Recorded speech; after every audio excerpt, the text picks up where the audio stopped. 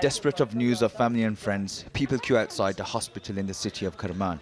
Inside, the injured filling hospital beds and being treated in its corridors.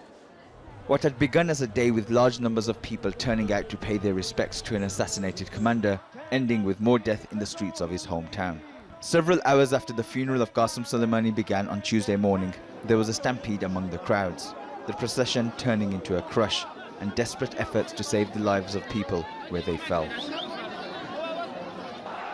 The small city unable to deal with the vast numbers that have converged on it.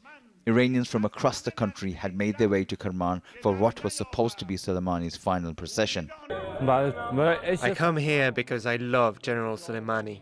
I am a Sunni from Bandar Abbas, and we want to show that we are also here for him. This is something small I can do for General Soleimani, just to come here, and even though he's not with us, his philosophy continues. Soleimani had requested to be buried in his home city, alongside those that had died fighting in the Iran-Iraq war during the 1980s. He was killed in a US airstrike in Iraq last Friday, and people are still calling for revenge. The head of Iran's Revolutionary Guard made this promise. I'm saying the final word first. We will avenge harshly. Be certain. Be calm.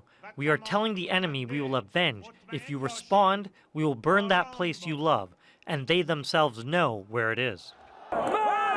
Politicians gathered in parliament declaring death to America, no compromise, no surrender, and revenge. And voting to designate the Pentagon and US forces terrorist organizations. All those who ordered, as well as the perpetrators of this crime, who are with the Pentagon and their military, are counted as terrorists. For 4 days, crowds have taken to the streets to honor and pay their respects to Qassem Soleimani. The tragic events of Tuesday in Kerman have added even more grief before Iran decides to take its next move. Baig, Al Jazeera, Tehran.